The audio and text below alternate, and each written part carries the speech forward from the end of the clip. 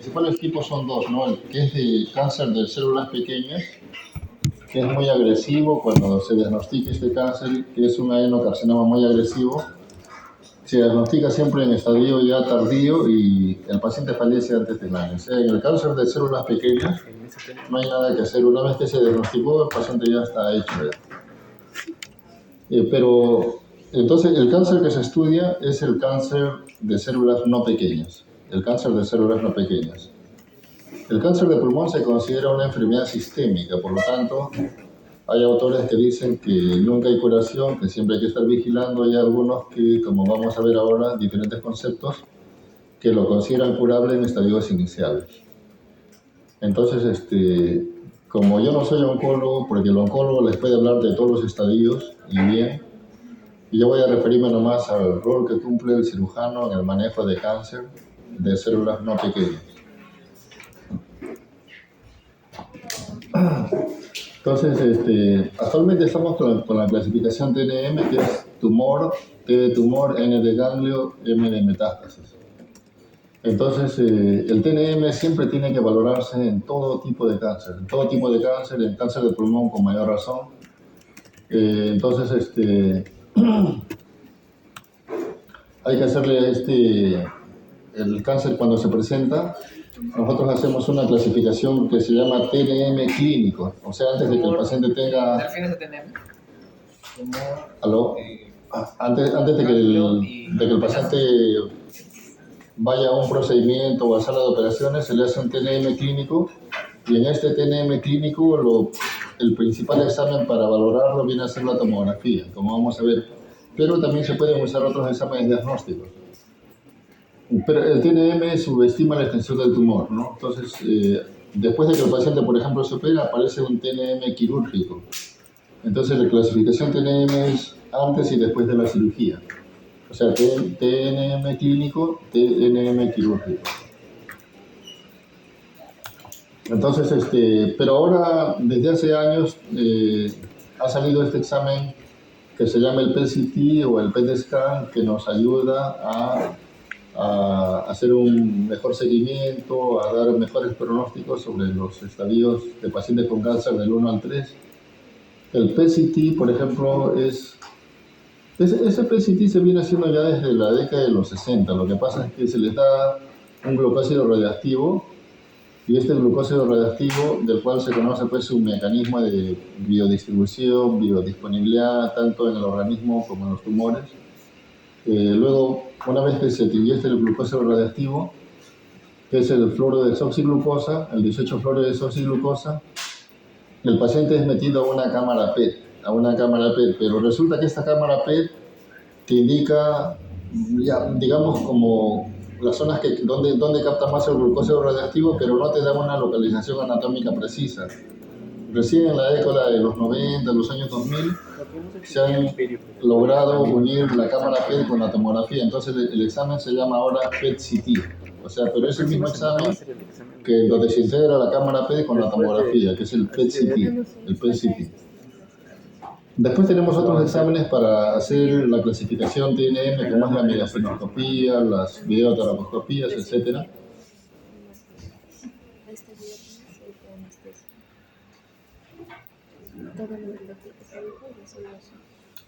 Voy a apagarlo mejor, ¿eh?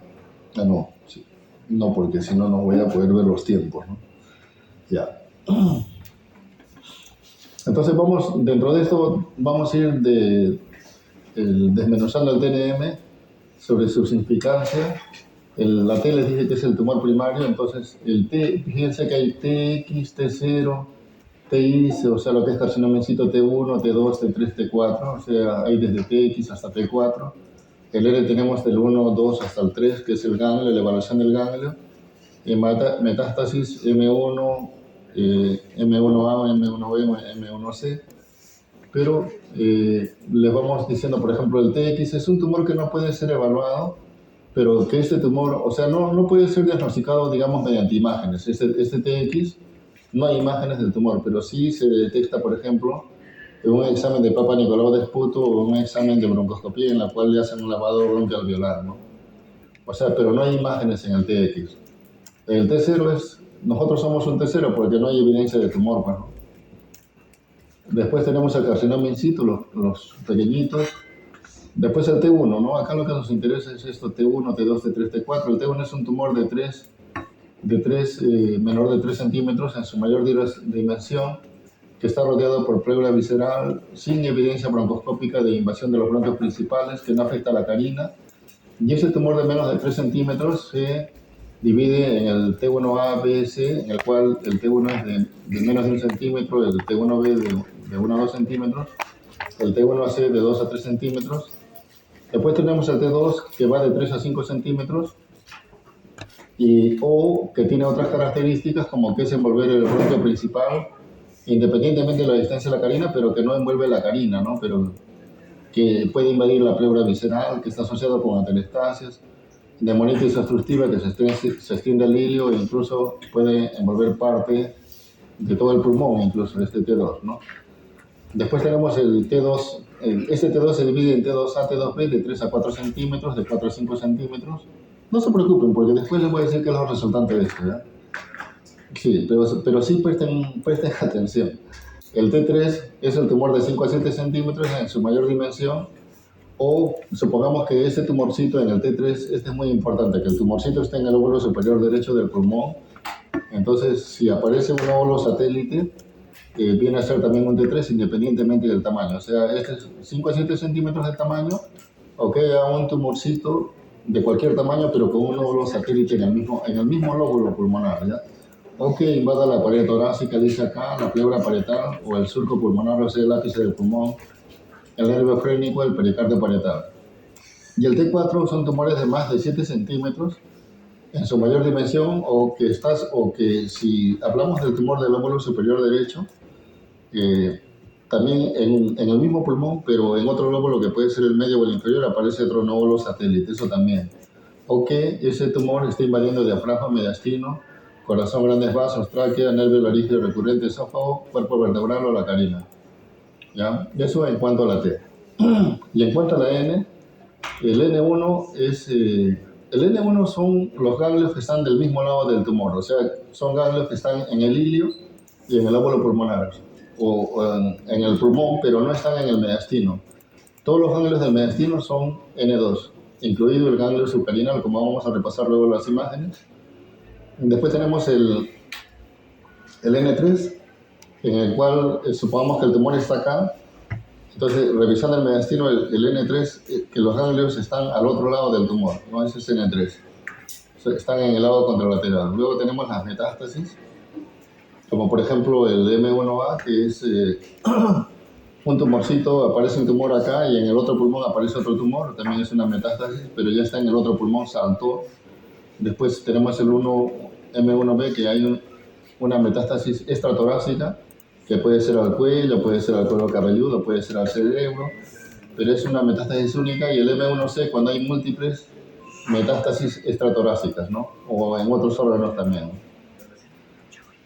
Bueno, ¿y qué hacemos con este TNM? Lo estadiamos. Una vez que tenemos el estudio de las T, le hacemos estadios y tenemos aquí, por ejemplo, el T1A, tumores que tienen menos de 1 centímetro, por ejemplo aquí, menos de 1 centímetro, pero que no hay ganglios de ningún tipo, ni N1, ni N2, ni N3. Entonces, este es un estadio 1A. Fíjense que este estadio 1A el estadio 1A se divide en 1, 2 y 3. Entonces aquí estarían los tumores de 1 a 2 centímetros y aquí de 1 a 3 centímetros.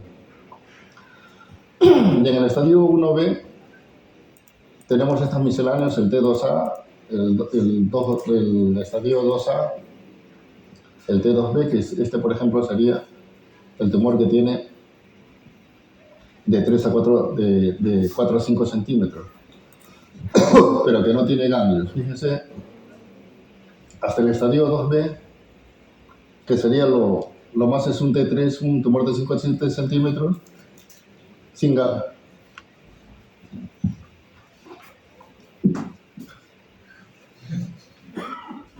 Esteban, este Esteban. Eso solamente tengo.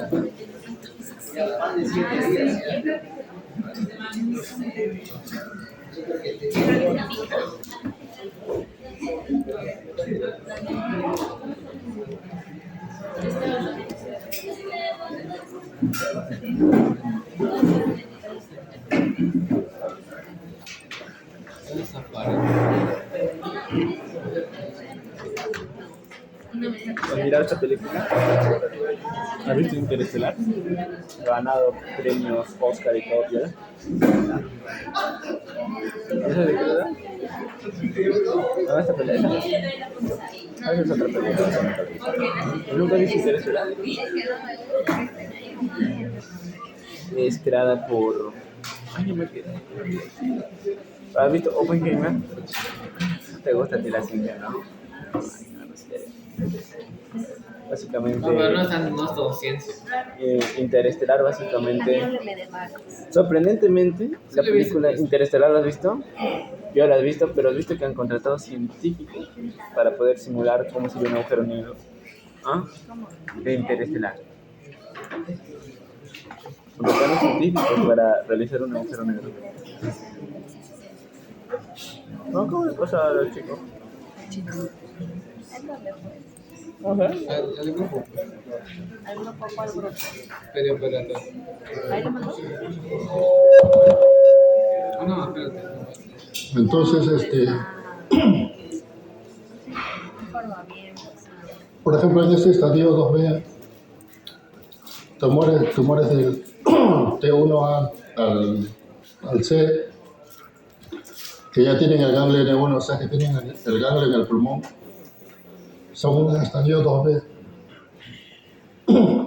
Y este tumor 2A con un ganglio en el pulmón mismo, pero sí, que no está en el mediastino, que son los N1,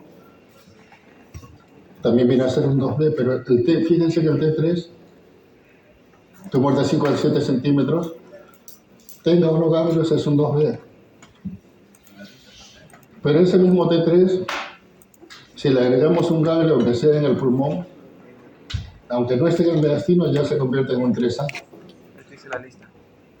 Por eso la importancia de mantener los grupos ganglionares, los que están del lado del tumor en el pulmón y los que están en el mediastino, cuando se opera cáncer, por ejemplo. El T4 por sí solo, tenga unos ganglios, es un estadio 3A. Si tiene un ganglio, también es un 3A. Por eso, ese es Y luego tenemos el estadio 3B, el 3C, el 4A. Ya, de todo este resumen, el cáncer es operable hasta el estadio 2.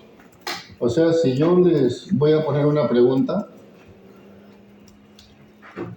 sería hasta acá, ¿no? Hasta acá, hasta esta parte. Todo lo que es estadio 3, 3A, 3B, todos estos estadios ya no son operables. Van a oncología, tratamiento con el oncólogo. El oncólogo lo que hace es pide una muestra de anatomía patológica y esos estadios, el 3A, el 3B hasta el 13, el oncólogo les puede dar el tratamiento de quimioterapia neoadyuvante con la finalidad de ver si el tumor reduce de tamaño o si desaparecen los ganglios, de repente desaparecen los ganglios N2 y de repente de un 3B lo lleva a un 2B, entonces ya lo convierte en operable, ¿no? Existe esa posibilidad. Pero también les piden unos biomarcadores como el FR1, por ejemplo, en el cual ellos pueden hacer terapias que se conocen como inmunoterapias con inmunoglobulina. Y ahí les alargan más la sobrevida y de paso que también les alargan la sobrevida y le bajan el estadio también. O también les pueden hacer terapias blancas. O sea, los conceptos de oncología han cambiado bastante. Pero los cirujanos intervenimos hasta aquí, hasta el estadio 2B.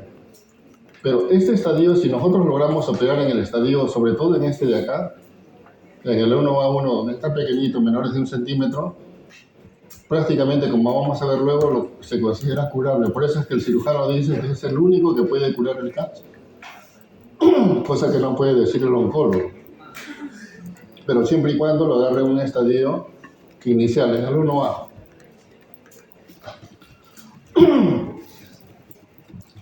Sigamos analizando todas estas tendencias. La clasificación de la 7ª edición del TNM, pero la 8ª edición del TNM, fíjense que la 7ª edición en esta clasificación solo había 1A Pero ahora en la octava tenemos A1, el 2 y el 3. La sobrevida global a los 60 meses era de 83% para el 1A, pero con la nueva clasificación llega hasta el 90% cuando lo agarras bien pequeñito, menos de 1 centímetro, y si lo agarras de 1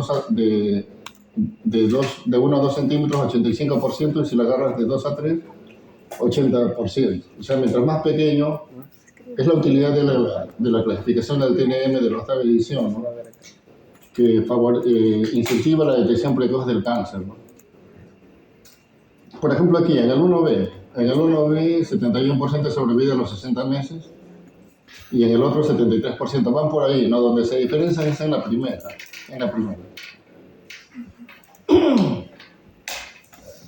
Otras cosas que nos ha permitido detectarle el TNM y su aplicación diaria, comparándolo con examen de tomografía, PET-CT, EUS. EBUS y EOS, por ejemplo, se los voy a mencionar nomás, no les va a venir en el examen para nada, pero estas son tomas de muestras que se hacen mediante broncoscopía. Son unas máquinas que hacen un ultrasonido endoscópico, similar a una broncoscopía, y que tienen unas agujas especiales para tomar biopsias ganglionares o biopsias tumorales.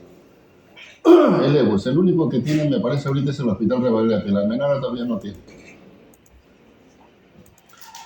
Después, la tomografía solo es confiable cuando mapea ganglios mayores de 1 centímetro. Si son menos de 1 centímetro, pues su sensibilidad y especificidad disminuye. Pero cuando son mayores de 1 centímetro, sí es confiable para decir son verdaderas adenomegalias, adenopatías.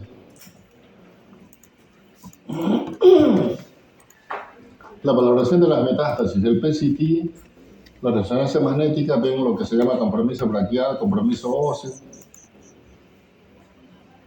Pero el PET-CT no está recomendado para metástasis cerebral, por ejemplo, ¿no?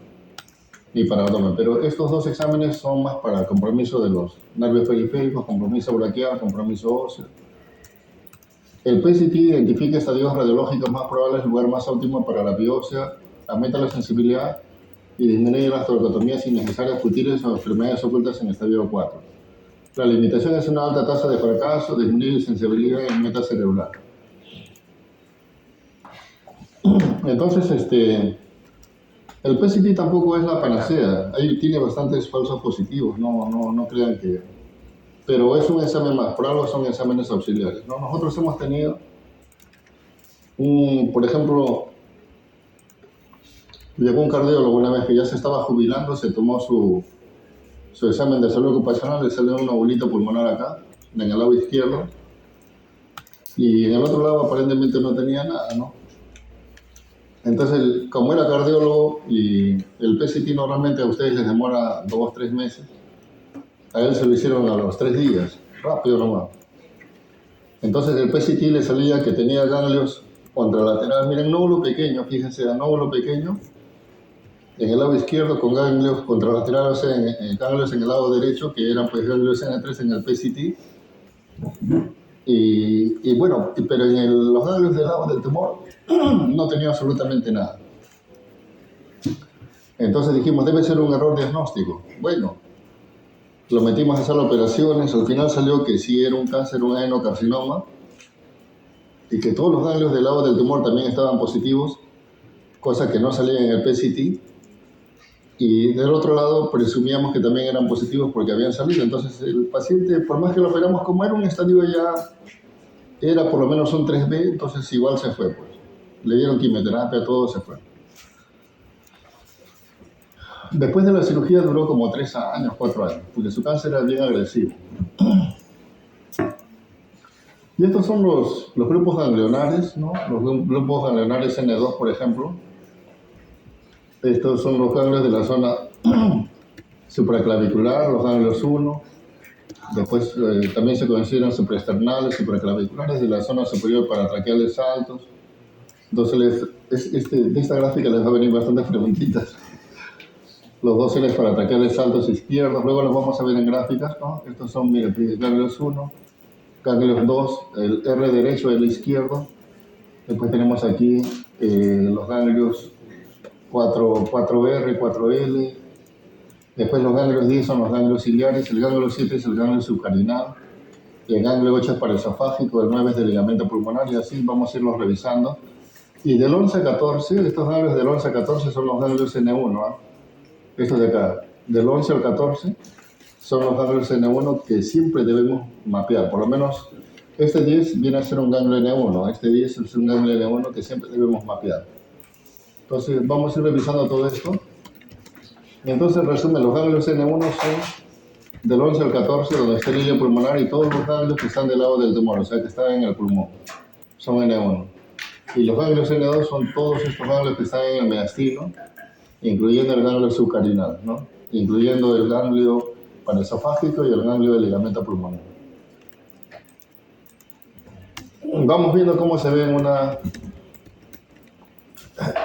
tomografía con los cortes coronales sobre todo. Entonces aquí tenemos la estación 1 que son los cervicales altos, ¿ven? Y entonces en la tomografía en un corte coronal lo van a ver en esta posición, cerca arriba en la misma tráquea cervical, lo van a ver paralelo, ¿sí? Acá está pintadito, pero en realidad tienes que hacer mucho esfuerzo para verlo, salvo que esté muy grande. Y si está en el cuello, ¿por dónde harían la biopsia? Por el cuello, pues no, ¿para qué tendrían al tórax? Después aquí tenemos los ganglios 2 que son ya ganglios intratorácicos, que los van a ver ustedes, estos ya están en el tórax, acá los han dibujado un poco bajo, pero es ganglios 2 derechos, ganglios 2 izquierdos. Ya, sí, acá está, fíjense, acá está este vaso, la tráquea llega hasta acá, estos son ya intratorácicos, están a la altura del manubrio esternal. Y estos son de la estación 3, fíjense, de la estación 3, estos ganglios que son prevasculares, que en el corte coronal los ven en esta posición un poco más abajo que los dos, y los ven detrás del esternón, y el 3 lo ven detrás de la tráquea también, ¿ya? Este es un ganglio posterior, que lo ven, fíjense, detrás de la tráquea, así están pintados. Después tienen el 4, que se confunden con los ciliares, pero son paratraqueales bajos, que están el derecho y el izquierdo, y los ven en esta posición los ganglios del grupo 4. Y estos son ganglios del ligamento pulmonar.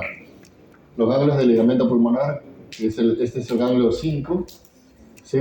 No, este es el ganglio del conducto arterioso de la ventana aorta pulmonar del grupo 5, y los ven acá en esta posición entre la aorta y la pulmonar, aquí en esta posición.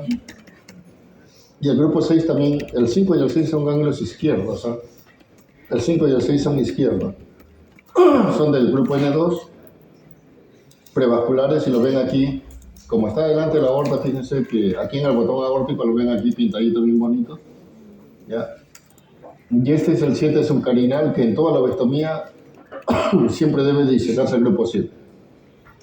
Pregunta de examen, ¿qué ganglio debe disecarse siempre? El 7, ya sea la vasectomía superior, media, inferior. El 7 siempre debe muestrearse. Ya el 7 lo ven aquí donde termina la tráquea, debajo de la carina, donde se bifurca la tráquea, está el 7, y aquí en este corte sagital, donde termina la tráquea, también está. Y este vendría a ser el 8, que es paralelo al esófago, que casi nunca se le ve, rara vez lo he visto, pero sí está ahí descrito. Y este es el ganglio del ligamento pulmonar, que está más abajo, ¿eh? El ganglio del ligamento pulmonar, que en este corte se le vería así. Acá está resaltado un poco exagerado. Acá está un poco exagerado. Y este es el ganglio del grupo 10. Del grupo 10, sí, que está considerado como un ganglio N1. ¿Sí? Del 10 al 14 son N1. Este es el 10R y este es el 10L, ¿no? 10R, 10L, o sea, 10 derecho, 10 izquierdo. Entonces aquí están los unos, ¿ve? Los unos, nuevamente, como ya lo hemos visto en la figura anterior, los unos son 10, 11, 12, 13, 14. N1. Ahora, ¿cómo se biopsian estos ganglios? Bueno, se puede hacer por video, se puede hacer por el EUS, se puede hacer por este examen por el video mediastinoscopía. Con el video mediastinoscopia se hace un corte parecido como para hacer una traqueostomía. ubicas la tráquea, abres la fase petraqueal, metes el dedo, luego metes este pico de pato, que es un mediastinoscopio, que tiene diferentes versiones. Los antiguos eran para hacerlo con el ojo nomás del cirujano o del que biopsiaba. Y los modernos ya tienen conexiones a fuente de luz, a cámara de video, todo, ¿no? Yo conocí en el hospital Loaiza porque tenía el doctor Florian, que era un médico ya antiguo, que él venía, le gustaba hacer su mediastinoscopía. Cuando lo llamaban, le gustaba ayudar porque él no cobraba. Y venía con su mediastinoscopio, pero solo él nomás lo hacía. Es más, solo él podía ver, porque no te dejaba que veas, pues solo él lo hacía y tomaba. De tal manera que lo veíamos hacer, pero yo creo que nadie aprendió. Sí, pero ahora está más fácil, porque el nuevo mediastinoscopio que estamos codificando ya tiene conexión a cámara de video, entonces ya lo vas a poder ver como si fuese una torre de laparoscopía. Esos son los modernos. Estamos en proceso de codificación, eso esperamos ser los primeros en tener. No, entonces el procedimiento, se lo vuelvo a repetir, paciente con cuello hiperextendido como para hacer una traqueostomía, es en el cortecito, separan la tráquea, meten el dedito por la fase petraqueal, luego colocan el mediastinoscopio, las paletas, y luego pues, así se ve la tráquea cuando colocan el mediastinoscopio, porque este es el borde superior de la paleta. Acá está el esófago y aquí está jalando el granulio del grupo 7, el subcarinal, ¿ven? Acá está la tráquea, se bifurca, y acá jala el del 7 y aquí está jalando, este es el ganglio del R, del 4, o sea, los ganglios paratraqueales bajos, y aquí incluso la paleta se mete hasta el hilio, ¿no? Está jalando el ganglio del grupo 10, ¿ves? Hasta el hilio pulmonar puedes llegar, hasta el 10. Entonces, pregunta de examen. ¿Es cierto que el mediastinoscopio puede tomar muestras del ganglio del grupo 7, del 4? Sí. Del hilio pulmonar también. Ya. Está más fácil. Entonces, ganglios, como les dije, los cirujanos, la cirugía es indicada en estadios 1 y 2, por la sobrevida que tienen los pacientes, ¿no? La cirugía mejora la sobrevida a largo plazo y la curación en pacientes de estadio 1A, ¿ves? En 1A, en el 1A, no en el 1B, en el 1A, de ganglios de cáncer de células no pequeñas resecables. Por lo tanto, la cirugía requiere estadificación preoperatoria, evaluación del estadio funcional como morbilidad, función pulmonar. Y acá yo creo que esto es lo importante de esta presentación, que como esta literatura es norteamericana, en Estados Unidos detectan hasta el 30% de los cánceres de células no pequeñas, pero nosotros estamos en el 10%. O sea, nosotros casi todos se nos mueren, se dan cuenta, todos llegan tarde. Nuestro sistema de salud es demasiado lento. Tal vez, no sé, como ellos casi todos tienen seguro privado ya, supongo que a las compañías de seguro les conviene más invertir en detección de cáncer que hacer tratamientos, ¿no? Claro, porque hacer un tratamiento de cáncer de pulmón por 3, 4, 5, 7 años les sale más caro a que todos los años te tomen una placa o cada 2 años una tomografía y a ver qué tienes, ¿no? De repente es más barato hacer eso. Pero ellos detectan el cáncer más rápido. Lo otro, nuestro sistema es lento. Por ejemplo, en los policlínicos, el paciente llega, donde más maltratan a un paciente son los policlínicos. Desde que llegas, ojalá, a veces tienes la suerte que le toque un médico que es buena gente, pero la mayoría para apurado, quiere irse a otro sitio. Entonces demoran para darte la referencia, te retienen innecesariamente, igualito la parte administrativa. Y el otro problema que se genera ahí, también lo genera el sistema del hospital. Por ejemplo, en mi hospital hay en admisión un desgraciado que está de jefe, que casi todos los rechaza, o sea, no le interesa. Pues. Tenemos que ir a veces a pelearnos con él como si nos hiciera un favor. Pero nosotros lo hacemos por los pacientes, sino que hay gente que hace mal uso del poder también. Si tienes el poder es para servir a la gente, no para que estés manipulando el sistema, ¿no? Maltratando a la gente. Por eso el poder no se tiene para esas cosas. Hay otros que creen que esos cargos les dan estatus. Bueno, no tienen vocación de servicio. Antes con el anterior jefe no pasaba eso, pero ahora rechazan mucho las referencias por cualquier cosa. Bueno, yo siempre pido que ese día sea diferente, ¿no? Entonces, en el estadio 1A, sobre todo los tumores que tienen menos de 2 centímetros, la sobrevida a 5 años, se ha demostrado que hacer lobectomía o sacar todo el óvulo pulmonar o hacer cementectomía da lo mismo porque tienen una sobrevida similar, ¿no? Sobre todo en estos que son tumores menores de 2 centímetros, que están en un estadio inicial y estas que tienen imágenes de virus de lustrado o virus merilado que dicen.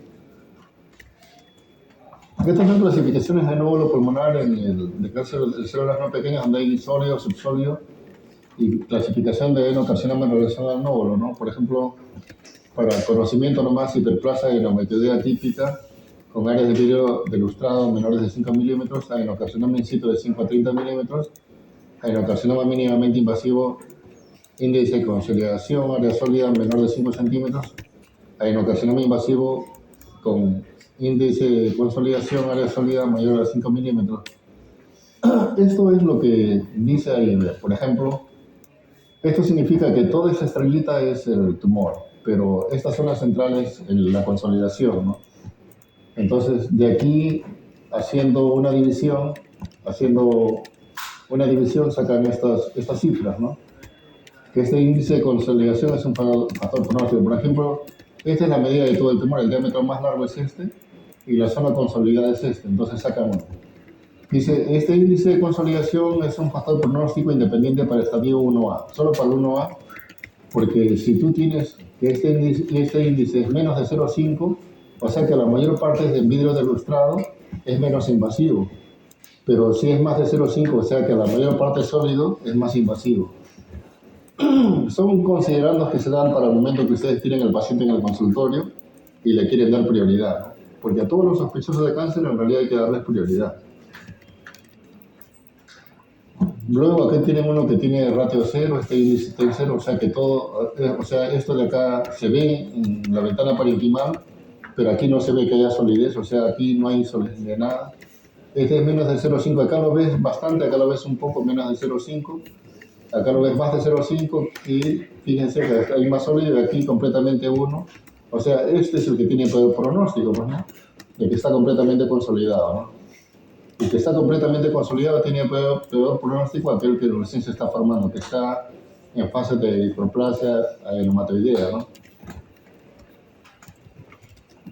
Bueno, acá también estos gráficos son para ver el promedio de sobrevida de cáncer de células no pequeñas con estos diferentes índices de consolidación, donde este verdecito es el que es sólido puro y este rojito es el que recién se está formando, el que está como una imagen de nódulo fantasma con imagen de vidrio de lustrado, donde vemos que a los 72 meses sobreviven más los que tienen el nódulo que recién se estaba formando, ¿no?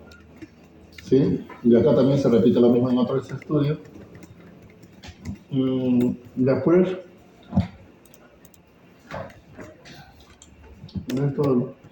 esto no es importante, eso no les va a venir para nada. Lo que pasa es que esta charla es para un congreso. Pero sí, de todas maneras de aquí salen a enseñar. Con relación entonces al estadio 1A, los tratamientos que se manejaban desde el año 1930 eran neumonistomía. Después, en 1950, se estandarizó la lobectomía para este tratamiento. Después, la lobectomía como gol estándar en el año 55. ¿Y en qué se llama? Y en el año 98 se hace ya recesiones en cuña. Se empieza con la lobectomía VAS. Todo es para ese estadio 1A. En Japón, en el año 2000-2001, hacen las cementectomías anatómicas. Porque acá, hasta ese entonces hacían, como dicen, sacaban pedazos, pero los japoneses empezaron a hacer más anatómico, con arteria, vena, bronquio. Y nosotros, desde el año 2008 hacemos la lobectomía VAS multipuerto. Luego sale la 7ª edición en el año 2009 del TNM. Fíjense que después modifican la clasificación de adenocarcinoma. Y en el 2016 sale la 8ª edición, que es la que está rigiendo hasta ahora, y que no la modifican. Ha salido, sí, pero muy pocas modificaciones. Pero es la que está rigiendo hasta el momento. Y ahora ya estamos en la cirugía robótica. Después tenemos, les quiero otra vez recalcar que la lobectomía es la resección pulmonar más aceptada. excepto, o sea, para cáncer, lobectomía. Fíjense que para cáncer actualmente, ya no les estoy hablando que la neumonestomía es un tratamiento, eso ya no se hace, ningún paciente debe ir a neumonestomía. Si va a neumonestomía quiere decir que ese paciente ya está perdido. Entonces la lobectomía es la resección más aceptada del septo, que no hay diferencia significativa en resecciones sublobales, o sea, sacar un segmento o sacar el óvulo en cáncer de células no pequeñas menor a 2 centímetros periférico, ¿no? Y con ganglio negativo. O sea, si el tumor tiene menos de 2 centímetros, da igual hacer lobectomía o hacer semitectomía. Pero todo lo demás es lobectomía. Y la sobrevida general es 80 versus 79, o sea, es lo mismo, pues, ¿no? Sí, sobrevida libre de enfermedad 5 años 63.6 versus 64.1. Entonces, eso también se ve pues, en tumores menos de 2 centímetros sin ganglio. Esto es lo mismo. Es lo mismo nomás, solo es para reforzar nomás la ponencia. A ver. Dice, esto no. Es lo mismo. Ya. Fíjense que en este grafiquito están los tumores de menos de 2 centímetros y fíjense que aquí el índice de consolidación es bien bajo con menos de 0,25 hasta llegar a tumores de 2 a 3 centímetros con un índice de consolidación de más de 0,5, ¿no? O sea, que tienen más área consolidada. Entonces, para el primer caso, la sobrevida es 10 años, lo detectas y le haces el tratamiento de cirugía, 94%, pero para el último caso, con un tumor ya más grandecito de 2 a 3 centímetros, con más de 0,5 de índice de consolidación, solo sobrevive el 68%. O sea, conviene detectarlo lo más pronto posible y cuando el óvulo se está formando.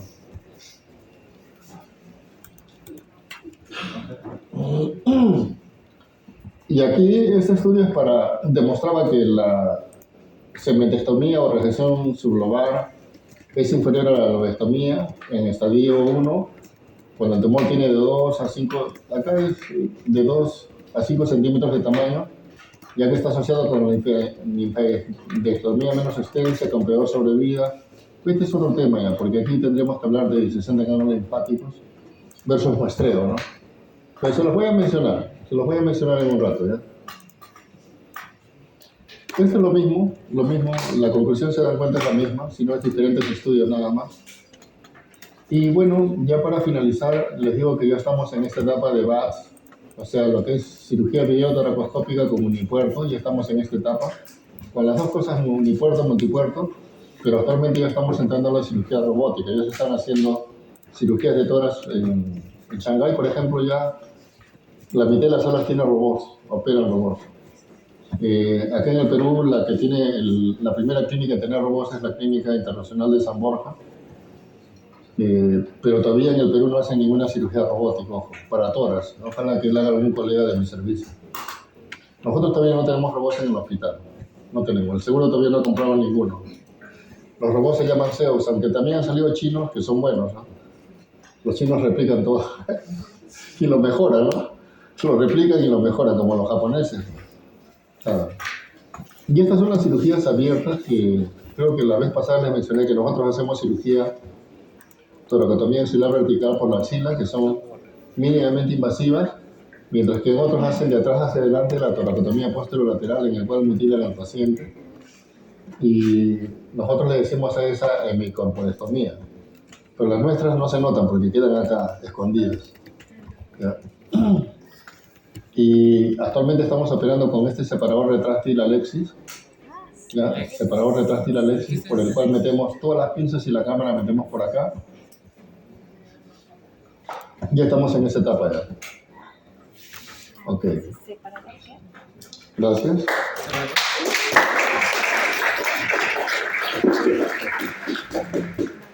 Yo creo que aquí tenemos que hacer si fueses un ministro, tendrías que ver por qué se están detectando muy tarde, ¿no? Porque este cáncer de pulmón es un problema de salud pública, ¿no? Es el tercer cáncer más importante del país. Después del de cuello uterino, del de mama, de ahí está pulmón, colon. Y son enfermedades sistémicas que desde que tú lo captas le tienes que tener al paciente el seguimiento de por vida, no hay que te deshaces de él, aunque sea lo citarás una vez a control, ¿no? Y lo otro, mejorar los sistemas de referencia y contrarreferencia de los hospitales, porque muchos demoran en llegar. Lo otro, concientizar a los jefes de servicio también. Nosotros, en el hospital, a todos los pacientes de cáncer, ellos no entran a lista de espera, entran a una lista media, porque también ha salido la Directiva Nacional del Cáncer, en la cual nos dice a todos los que manejan cáncer, no solo de pulmón, que los pacientes no tienen por qué entrar a la lista. Entonces nosotros los ponemos igual en lista, pero ya sabemos que ellos tienen que entrar primero que otros. O sea, igual van a estar en la lista, pero lo bypaseamos nomás. O sea, para ellos el orden de llegada es relativo. La cosa es solucionar sus problemas lo más rápido y en lo posible, ¿no? Que el paciente, si es posible, salga con una buena expectativa de vida, porque estadios 1A no nos llega.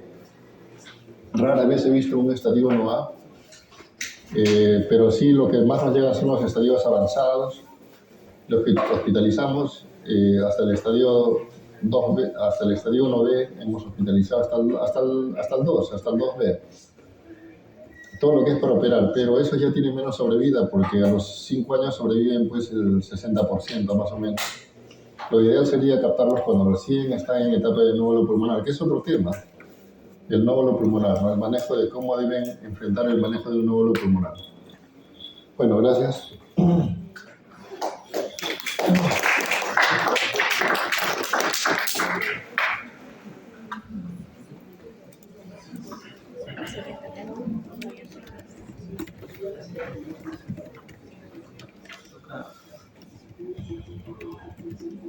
Bendiga.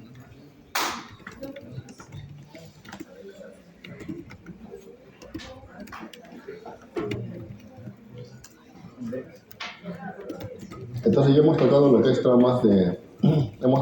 traumas del tórax, lo que es el cáncer de pulmón.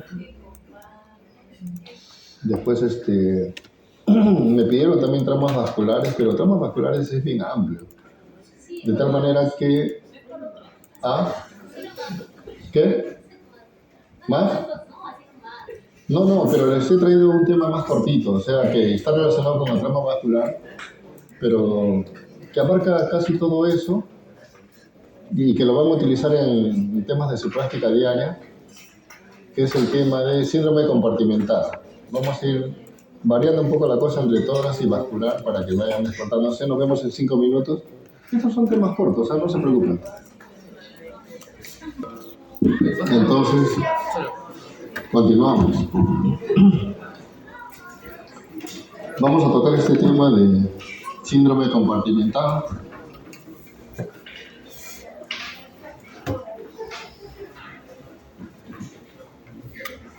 El síndrome compartimental de miembros inferiores, ¿no? Me refiero al agudo, porque también hay síndromes compartimentales en diferentes áreas, ¿no? Puede haber síndrome compartimental abdominal, en las zonas de los músculos del dorso, síndromes compartimentales crónicos, pero vamos a tocar lo que nos interesa, el agudo, ¿no? Con el que ustedes probablemente se lo encuentren en alguna emergencia.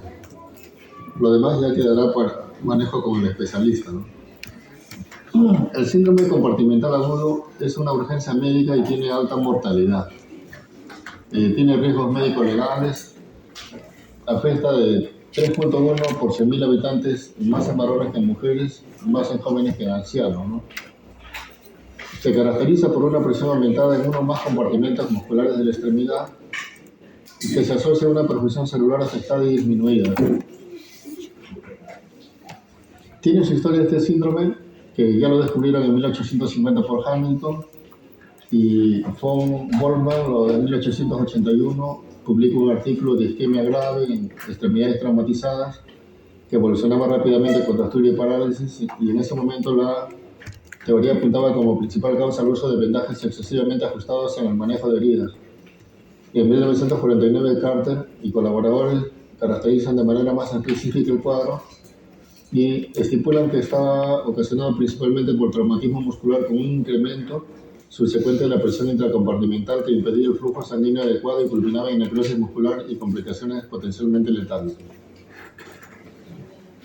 El síndrome compartimental puede aparecer en cualquier región anatómica en donde los músculos se distribuyen en compartimentos.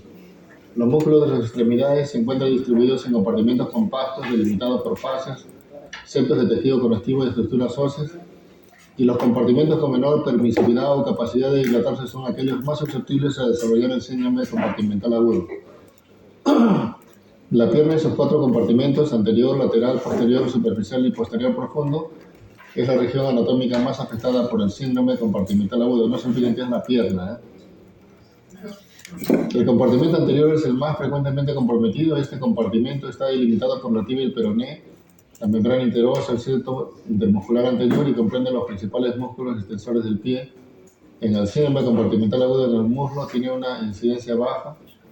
A este nivel existen 3 compartimentos musculares, anterior, posterior y medial, y al igual que en la pierna, el compartimento anterior es el más afectado. En el pie hay 9 compartimentos musculares, aunque hay otros autores que dicen que hay hasta 12, pero el más afectado es la pierna, de pierna, muslo y luego el pie. Entonces aquí tienen los compartimentos. Esto es miembro inferior izquierdo, ¿ya? Tienen aquí tibia, peroné, entonces estos vendrían a ser los músculos tibial anterior,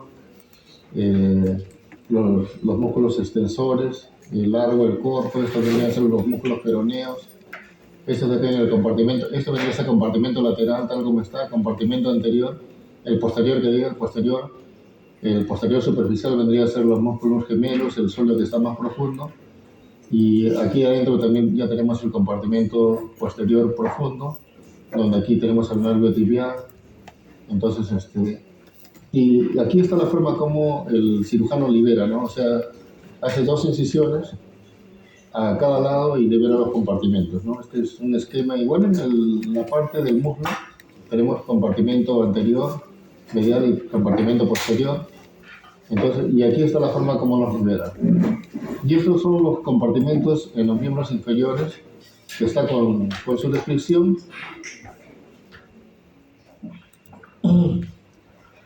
Entonces, la anoxia es el común denominador. Entonces, la presión en los compartimentos es aproximadamente 8 milímetros de mercurio en adultos y en niños de 10 a 15 milímetros. Esta presión puede aumentar por reducción del compartimento, férulas, vendajes compresivos, etc., o por aumento de volumen, hemorragia y edema del compartimento. Los 2 mecanismos provocan alteración en la gradiente arterio-veno-capilar, lo cual afecta el flujo sanguíneo y se altera la circulación de las arteriolas hacia las vénulas de mayor a menor presión. Esto disminuye por el aporte de sangre oxigenada a los tejidos y dificulta el retorno venoso. Luego se eleva la presión intraostática, fuga líquido al intersticio y con ello se eleva la presión del compartimento. Finalmente colapsan los linfáticos y se detiene la circulación arterial, lo cual da anorexia tisular y necrosis irreversible, ¿no? Entonces aquí tenemos presión normal en adultos 8 milímetros, en niños de 10 a 15 milímetros.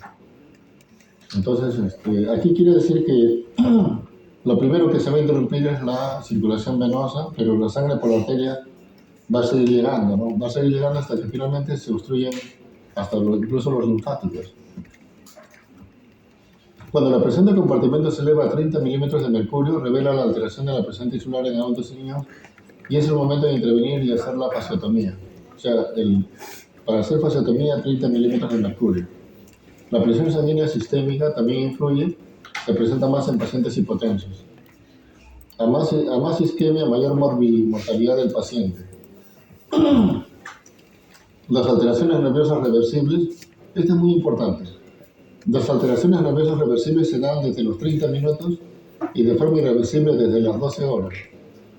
Pero las alteraciones musculares reversibles se dan desde las 2 a 4 horas y las irreversibles desde las 6 horas. O sea que aquí, mientras más rápido diagnostiques e intervengas, mejor. Pero puede ser que también el paciente te llegue después, muy tarde, ¿no? Los hombres afectan más que las mujeres porque tienen también mayor masa muscular, ¿no? Después hay más en jóvenes menores de 35 años por la misma razón. Los jóvenes tienen más masa muscular, hacen deportes de más riesgo. Los adultos tienen distintos grados de sarcopenia, o sea, tienen menos musculatura. Y lo que los adultos también los protege, aparte de que tienen menos musculatura, es que tienen presión arterial más elevada y eso pues dificulta que tengan este síndrome compartimental. El trauma es el factor más frecuente, 69%, asociado a fracturas, sobre todo la fractura de la tibia es la más frecuente, y la lesión de los tejidos blandos es la segunda causa más frecuente. Entonces, estas son las causas del síndrome compartimental en miembros inferiores. Tenemos causas ortopédicas, vasculares, tejidos blandos y otrogénicas. Fíjense, entre las ortopédicas, fractura tibial, femoral, artroplastía total de la rodilla, las vasculares, lesiones arteriales o venosas, procedimientos de revascularización, trombosis venosa profunda, hemofilia, tejidos blandos, aplastamientos sin fractura, quemaduras, contusión muscular con edema, mordedura de serpiente, miositis viral y así una serie de causas. Bien, el torniquete también puede dar síndrome compartimental, anticoagulación también, las férulas o vendajes compresivos, cuando están muy compresivos, pues, ¿no? Extravasación de medicamentos, posición de litotomía prolongada. O sea, la extravasación de medicamentos, si se va a la parte del compartimento, también les puede dar ese problema. Así que hay que estar vigilando las vías también. Y aquí, ¿por qué podría ser por una lesión arterial o venosa o un procedimiento de revascularización? Interesante eso, ¿no? Yo me acuerdo, y por eso siempre es bueno la experiencia que uno tiene. Cuando estaba de médico residente recién nuevecito, primero o segundo mes estaba haciendo mi guardia en emergencia y llegó un paciente con la pierna fría. Tenía la mayor parte, algunas partes ya tenían lividez, pero la pierna estaba definitivamente fría. En otras parecía que había llenado capilar. Entonces vino el cirujano vascular y dijo que había que revascularizarlo, pero hay otro que le dijo, no, déjalo así nomás porque esa pierna ya está perdida. ¿Cuánto tiempo tiene? 48 horas. Entonces, cuando una pierna se pone fría, lo ideal es permeabilizar esa arteria, si es que la frialdad es por una trombosis arterial o por una fractura de placa de las arterias, permeabilizar la arteria entre las 6 primeras horas. Digamos que hasta las 24 horas puede forzar el asunto, pero si ya la pierna está fría más de 24 horas, y en este caso como lleva los 2 días, y encima quieres revascularizar la pierna, que la puedes hacer mediante bypass, o en este caso como clínicamente tenía una trombosis arterial, lo que hace el cirujano es abrir la arteria femoral acá arriba, y le pone unos catéteres con balón que se llaman Fogarty, y con eso va jalando los trombos, va jalando hasta que hay retorno de sangre, y culmina la revascularización mediante catéter, ¿no? Que va con el catéter con globo, va jalando los trombos, va jalando, va jalando. Pero cuando ya la pierna está fría ya hace más de 24 horas, ya hay tejidos que están muertos, ya mediadores de la inflamación, radicales libres que ya están circulando. Entonces, si tú vas a irrigar una parte muerta, esos radicales libres se van a ir a la circulación general dando problemas inflamatorios grandes, infecciones, shock séptico, etc., ¿no? Entonces, ¿y es lo que pasó con este paciente? Porque finalmente entraron los 2 cirujanos, el que quería operar, el que no quería, y el residente quien les habla. Entonces, el cirujano, el que no quería operar, le decía, bueno, ya que lo vas a revascularizar, por lo menos hazle la fasciotomía para que no haga síndrome compartimental. No, así nomás, la cirugía le salió tan bonita porque le puso un pequeño injerto porque había una zona que tenía placa. Entonces le puso el Fogarty, le puso un pequeño injertito y bacán, pues. Entonces estaba yendo bien, digamos, las primeras 2 horas. Después la pierna se empezó a hematizar, se puso tenso. Entró a hacer la fasciotomía, pero yo creo que ya era tarde. Yo creo que si quería hacer lo que hizo, que no debía hacerlo, de arranque nomás debe entrar con fasciotomía, porque estaba irrigando pues tejidos muertos, ¿no? Entonces todo tiene su tiempo, doctores. O sea, no hay cosas que no le podemos dar solución a todo. Hay que manejar las reglas, hay que conocer la patología. Y si no, ahora es más fácil todavía, porque entran en internet y se informan rápido de los tiempos en que debe intervenirse un paciente, ¿no?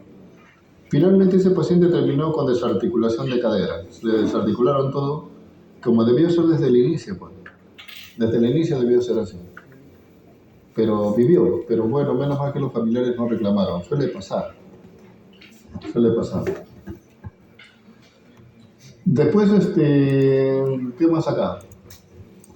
Lo que sí me refiero a los plásticos, que ellos sí tienen más o menos unos 4 o 6 casos anuales de síndrome compartimental por quemaduras. y ellos mismos le hacen las fasciotomías, ¿no? Los otros sí no he visto, eso por mordedura de serpiente, esas cosas sí no he visto. Tampoco nunca he visto por anticoagulación, por torniquete, por férulas tampoco, gracias a Dios que no me pasa, porque yo también uso vendajes a veces. Puede pasar, pero como yo conozco esto ya, pues no le pongo tampoco, porque hay otros que sí comprimen fuerte, ¿no? Pero si comprimes fuerte que sea por poco tiempo y luego tienes que sacar el vendaje, ¿no? Tampoco no lo vas a dejar a 6 horas, 12 horas con el vendaje recontra compresivo, ¿no? Entonces, se sospecha en varones de 16 a 55 años que tengan lesión por proyectil de arma de fuego, transfusión sanguínea, fractura abierta, son predictores de síndrome compartimental agudo y necesitan fasciotomía descompresiva. Y aquí, el diagnóstico con estas 6 P. El P de dolor, parestesia, poiquilotermia, o sea, cambios en la temperatura, palidez, parálisis y ausencia de pulso. 3 a 4 P dan aciertos de 93 y 98% del diagnóstico. ¿Por qué les digo esto? Porque yo en la emergencia, todos los síndromes compartimentales que he visto, cómo los diagnostican los traumatólogos, que son los que hacen el diagnóstico, es por medios clínicos nada más. Y tienen que actuar rápido, ¿no? La presencia de dolor como único síntoma parece tener mejor rendimiento diagnóstico, especialmente cuando tiene las siguientes características: ser desproporcionado con los hallazgos físicos, presentarse con el estiramiento pasivo de los músculos de los compartimentos involucrados, aparecer con la palpación del compartimento involucrado y asociarse a tumefacción del compartimento. Este estudio que les pongo, llevado por Ulmer y colaboradores, calculó el valor predictivo de estas manifestaciones cardinales, demostrando que todos ellos fueron menos sensibles por medio de 16% que específicos por medio de 97%, con valores predictivos positivos que variaron del 11 al 15% y valores predictivos negativos del 98%. Lo anterior sugiere que en ausencia de síntomas cardinales es menos probable que el paciente tenga síndrome compartimental agudo. Pero si hay 3 o 4 P's, las posibilidades de estar frente a un síndrome compartimental agudo es 93 a 98%. Entonces el diagnóstico principalmente clínico, pero también tiene sus métodos para medir presiones, que se hace con aguja, con su columnita, con todo, ¿no? Y también hay dispositivos especialmente para medir esas presiones. Métodos no invasivos es la espectroscopía de infrarrojo, por la cual se coloca sonda en la piel cerca de las zonas sospechosas y mide el oxígeno tisular. Esto no hay. Métodos invasivos, estos sí tienen, pero no lo he visto que lo usen, ¿eh? No sé por qué lo tienen ahí, pero no. Esto, aguja conectada con una de mercurio, solución salina, instrumento de Stryker y otros. Después, que es más o menos como para medir la presión venosa central así artesanalmente, parecido, ¿no? La presión delta es aquella que resulta de la presión diastólica menos la presión del compartimento, y para tener diagnóstico de síndrome compartimental es de 10 a 35 milímetros de mercurio. Una presión delta de 30 milímetros de mercurio es un umbral seguro para realizar la fasciotomía descompresiva. Entonces, no se olviden que si quieren aplicar presiones, tienen que usar este dispositivo de Stryker, ¿ya? Que ahora es más fácil porque hay unos que son portátiles que metes y al toque ya son digitales. Eso sí, no sé si lo tendrán, que los traumatólogos usan eso, pero los diagnósticos la mayor parte son clínicos. Entonces restan ahí presión diastólica menos la presión del compartimento con el dispositivo Stryker, y si tienen de 30 milímetros, ahí pueden hacer la fasciotomía. 30 milímetros para arriba. Para guiar el diagnóstico y vigilar la evolución de la enfermedad se utilizan biomarcadores como la creatina quinasa, bioglobinuria, recuento leucocitario, leucocitosis, función renal. Sin embargo, no existe un marcador específico de isquemia muscular. Un valor de creatinina mayor de 1000 o la presencia de bioglobinuria son sugestivos del síndrome compartimental, y los niveles de DSK continúan aumentando paulatinamente, de creatina quinasa, continúan aumentando paulatinamente durante el curso de la enfermedad. Puede presentarse radiomielisis hasta en 40% de los pacientes con síndrome compartimental agudo, secundario a traumatismo de la enfermedad, y en presencia de esta puede haber deterioro de la función renal con hipercalemia asociadas. Entonces aquí están Tomás en esto. Y mire, yo he visto los casos de la fasciotomía, sí, tengo amigos que son traumatólogos y algunas veces los he seguido, les pregunto también. Hay casos en que no pueden cerrar la herida porque es tanto el edema que lo dejan abierto por varios días hasta que finalmente tienen que hacer unas cetoplastía, técnicas de relajación, o a veces injertos cutáneos de otro lado de acá del muslo para cerrar esto, porque no siempre se puede cerrar el compartimento. Pero aquí lo importante es evitar la amputación de la pierna, ¿no es cierto? Entonces, si tienes que hacerlo, lo haces. Tienes que abrir y ya verás después, pues lo cubres con piel, le haces cetoplastías, haces algunas maniobras, injertos pediculados y lo cierras. Para eso también están los cirujanos plásticos, ¿no? Ellos se encargan de eso, pero el asunto es evitar la amputación, la pérdida de la extremidad. Entonces, paciente con sospecha de síndrome compartimental agudo debe ser valorada por un equipo quirúrgico. Inicialmente, cuando hay sospecha, hay que elevar los miembros inferiores por encima del corazón, retirar vendajes compresivos y esta maniobra reduce la posibilidad de 65-85% de hacer este síndrome compartimental.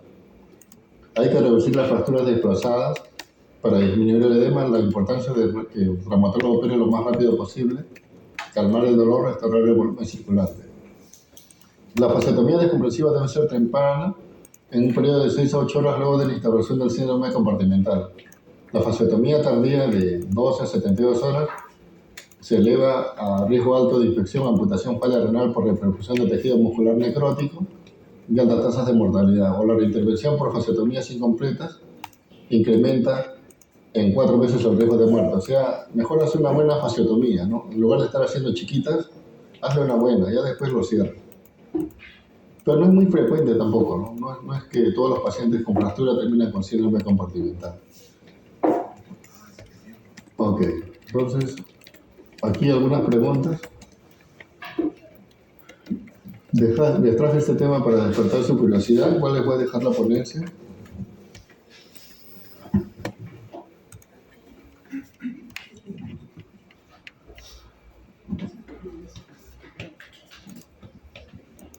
Doc, ¿eso también es en emergencia y también puede ser crónico o solamente? Sí, también hay crónico, por ejemplo, en pacientes normales, no necesariamente deportistas, ¿ah? Que tengan una actividad física, digamos, regular, que no sean de alta competencia, pueden tener dolores, por ejemplo, aquí en esta zona de la parte anterior del muslo, dolores crónicos y cada vez tienen más impotencia funcional para caminar. Tienen que ir a un especialista para que les diagnostique eso. O sea, forma parte del diagnóstico diferencial. ¿No? De repente tienen algunas miopatías, etcétera, pero también tienen que descartar esto. Claro. Claro, sí. También hay crónicos. También hay crónicos que se asocian a dolores lumbares, como que la gente dice, ¿por qué me duele esto? Que también en esta zona, en los músculos lumbares, puede haber síndrome compartimental, ¿no? Sino que yo les he traído esto de miembros inferiores, que es lo más frecuente, con lo que se van a encontrar en el día a día, y con el que se van a encontrar en la emergencia, porque los otros, los crónicos, eso no lo van a ver, eso lo ve el especialista. Y también hay síndrome compartimentales intraabdominales, por ejemplo,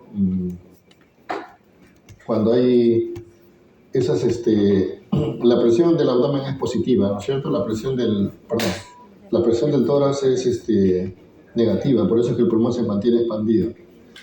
Pero en el abdomen, por ejemplo, cuando hay pacientes totalmente infectados, peritonitis, que le hacen 3, 4 cirugías para lavar, finalmente, no sé si ustedes se han informado que el cirujano llega un momento en que ya no puede cerrar el paciente. Porque si lo cierra también le crea un síndrome compartimental, porque la presión negativa se hace más positiva todavía. Entonces ellos le colocan aquí una bolsa de plástico que le conocen como bolsa de Bogotá y dejen que pasen los días, pues pueden estar ahí una semana, 10 días, y cuando ya todo se relaja, recién lo cierran. Entonces eso es para evitar el síndrome compartimental. Otra situación donde se puede presentar es cuando tú reduces, por ejemplo, las hernias diafragmáticas crónicas o las cementaciones diafragmáticas. Cuando el diafragma está bien elevado, entonces se está desplazando, las vísceras del abdomen no entran al tórax, sobre todo en el lado izquierdo, pero sí está desplazando el pulmón y el mediastino hacia el otro lado. Entonces tú reduces ese diafragma y le estás agregando presión positiva al abdomen, porque tú estás reduciendo el diafragma, estás dejándolo casi a su nivel, pero en el abdomen estás haciendo presión positiva, entonces ahí también se puede dar un síndrome compartimental que puede producir necrosis visceral. Por eso es que se recomienda no reducir tan perfecto, sino dejarlo un poquito relajado el diafragma, como para que el paciente ya no tenga disnea y esos pacientes deben ser monitoreados con sonda vesical. A través de la sonda vesical, a través de la vejiga les miden la presión del compartimento abdominal. O sea, no solo se da síndrome compartimental en las piernas, sino en diferentes partes. En los brazos también. Los brazos, en las manos, brazo, antebrazo, todos esos tienen compartimentos. Pero lo más frecuente es sobre las piernas. Es lo que ustedes van a ver.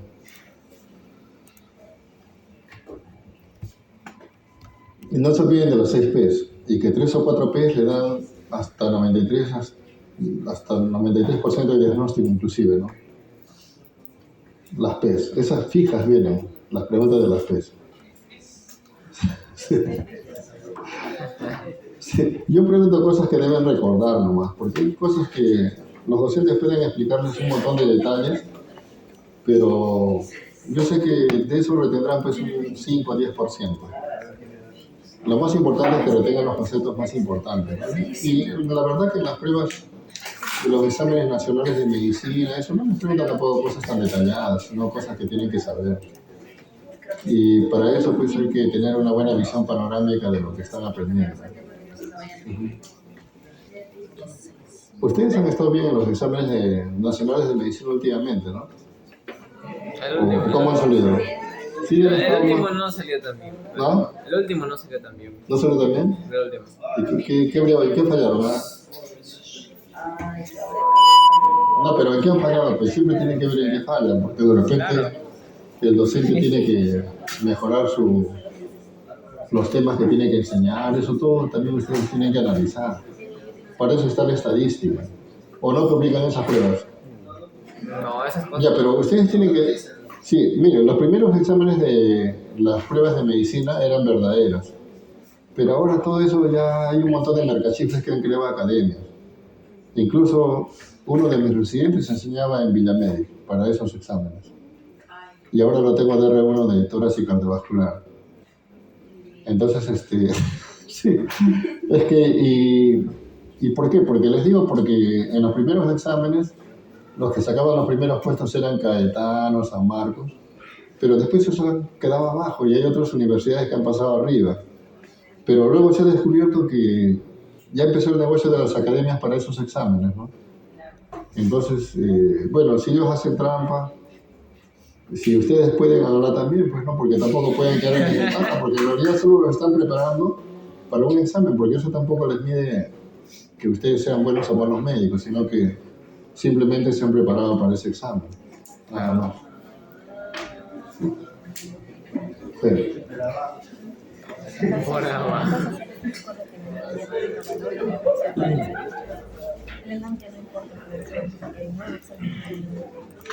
Y ahora esas capacitaciones son virtuales, ¿no?